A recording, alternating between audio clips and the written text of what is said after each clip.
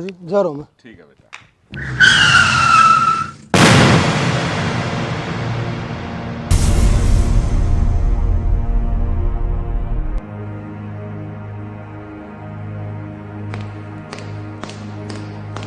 अरे दीदी, आप अचानक से 2 दिन पहले राखी पे तो आए थे आप।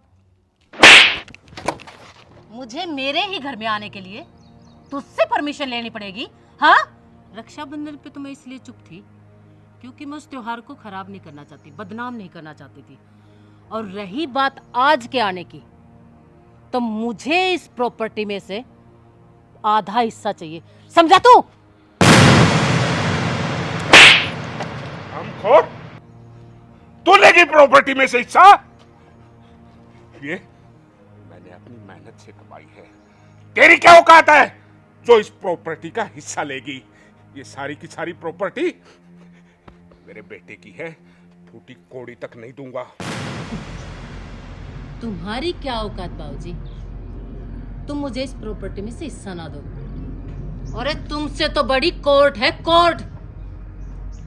तुम तीनों को घसीट घसीट कर मैंने अपना हिस्सा ना लिया ना, तो मेरा नाम भी पुष्पा नहीं, समझे तुम? अगर तू इस भाई बहन के रिश्ते को भूल चुकी है ना, तो मैं भी भूल जाऊंगा कि तू मेरी बड़ी बहन है। दीदी, हम लोग आपकी कितनी इज्जत करते हैं, अपने फर्ज से कभी भी हम लोग पीछे नहीं हटे, लेकिन आपको भी प्रॉपर्टी का। बिटिया, इज्जत हर एक इंसान को हजम नहीं होती।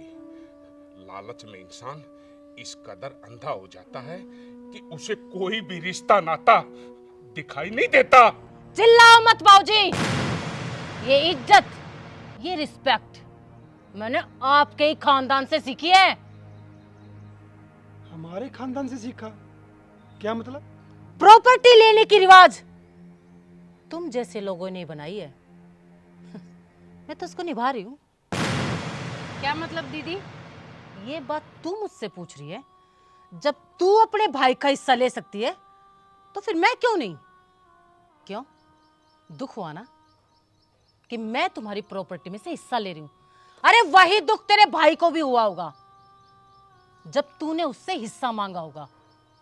वो भी तेरे हस्बैंड की तरह ऐसे ही तिल मिलाया होगा, लेकिन तुम लोगों ने उसकी एक ना सुनी और हिस्सा लेकर बैठ गई। तुम अपना हिस्सा ले सकती हो तो मुझे क्या पागल कुत्ते ने काट रखा है जो मैं अपना हिस्सा छोड़ दूं? मैं अपना हिस्सा नहीं छोड़ूंगी। तू तू हिस्सा लेगी? मैं अपनी ससुराल वालों से कुछ लूं या उनको कुछ दूं, तुम्हें क्या मतलब? ये हमारा आपसी मामला है। तुम्हें हमारी प्रॉपर्टी से फूटी कौड़ी नहीं मिलेगी। चुपचाप निकल यहां से, ना दो। बाबूजी, आप चुप! खबरदार जो मेरी बिटिया पे हाथ उठाने की कोशिश की। एक बात बता, तू अपनी ससुराल से अपनी वाइफ पर प्रेशर डाल के और उसका हिस्सा ले सकता है, तो इसका हस्बैंड भी इस पर प्रेशर डलवा के अपना हिस्सा ले सकता है। जब इसने हिस्सा ले लिया, उनके पैसे पर तुम आयासी करो, अपनी ख्वाहिशें पूरी करो, तो इस बिटिया को भी अधिकार है अपनी ख्वाहिशें और इच्छा पूरा करने के लिए। बिटिया, मैं सिग्नेचर करूंगा और कोई भी बीच में आएगा मैं देखूंगा उसको। अरे ये प्रॉपर्टी के तो नहीं है कागज। देख, ये प्रॉपर्टी के नहीं है, ये तो आधार कार्ड की कॉपी है, राशन कार्ड की कॉपी है। तू क्या सोच रहा था कि प्रॉपर्टी के कागज है? अरे तेरे जैसी जलील नहीं है मेरी बेटी। वो अपने नाखूनों की कमाई पे अपने परिवार को चलाना जानती है। और सुन, ये तो नहीं कह पाएगी ये बात, मैं कहता हूं, अगर इस बिटिया का हक इसके भाई को वापस नहीं दिया ना, तो आधी नहीं पूरी प्रॉपर्टी मैं अपनी बिटिया के नाम कर दूंगा। क्योंकि मैं उन परिवारों में से नहीं हूं, उन खानदान से नहीं हूं कि माए बाप वो अपने बेटे का अधिकार, उसकी प्रॉपर्टी अपनी बिटिया के लिए दे दे?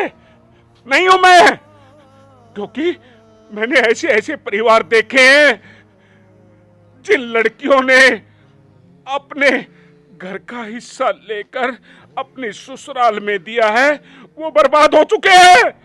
तो मैं नहीं चाहता कि मेरा ये छोटा सा परिवार बर्बाद हो। मैंने खूब कहा, नहीं माना। फिर इस बिटिया ने, पुष्पा बिटिया को फोन पे कहा और हम तीनों आपस में बात की कि सिर्फ और सिर्फ इस चीज का यही समाधान है कि अगर रमेश उनकी प्रॉपर्टी वापस नहीं देता तो बिटिया, मैं अपनी प्रॉपर्टी का सारा हिस्सा पुष्पा बिटिया को दूंगा। अगर तुझे मंजूर है तो अभी की अभी फैसला, अभी डॉक्यूमेंट्स नहीं है। बाबूजी, बाबूजी मुझे माफ कर दो बाबूजी, बाबूजी अपनी बहन से बात कर। मुझे माफ कर दो। भाई मैं लालच में इतना अंधा हो गया, मुझे प्रॉपर्टी और पैसे के अलावा कुछ दिखा ही नहीं। मैं बाबूजी इससे माफी मांग। अर्चना, जो देवी स्वरूप मेरे घर की लक्ष्मी बिटिया, और उसने तूने उसको रुलाया, उसके भाई की नजरों में गिराया, उसके माँ बाप की नजरों में गिराया।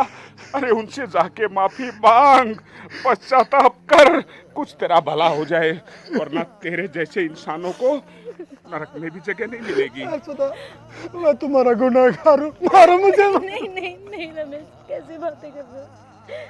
अरे देर से ही सही, लेकिन तुम्हारी समझ में तो आया ना। कोई बात नहीं, भैया को ना हम उसकी प्रॉपर्टी वापस कर देंगे। कर देंगे नहीं अभी। दोस्तों, आए दिन की कहानी है ये, हर दूसरे तीसरे घर की कहानी है। ये जमीन, ये प्रॉपर्टी किसी की नहीं है। आज हम जहां रह रहे हैं, कल कोई और रहता था, और हमारे जाने के बाद कोई और रहेगा। फिर मालिक काहे के? हम मालिक नहीं, हम मालिक अपने शरीर के ही नहीं है। ये भी हमें छोड़कर चला जाएगा। ये खासकर मैं उन बहनों से और उनके हस्बैंड से और उन परिवारों से हाथ जोड़ के रिक्वेस्ट करता हूँ कि वो किसी की प्रॉपर्टी पे अपना नाजायज हक ना दिखाएं, क्योंकि नाजायज की कमाई हमेशा हमारे को दुख, बीमारियां और पता नहीं क्या क्या देगी। जो मेहनत की कमाई होती है ना, जो हमारे नाखूनों की कमाई, उसी से हम अपने परिवार को खुश रख सकते हैं। तो किसी बहन बेटी को इतना दबाव मत डालो। मैं उनके हस्बैंड से और उनके माँ बाप से कह रहा हूँ कि आप उन पे इतना दबाव मत डालो कि वो अपने पीहर से अपने भाई का हिस्सा लेके आए। इस गुनाह को रोक दो, बहुत ज्यादा चल रहा है, इसको रोक दो। हरे कृष्णा।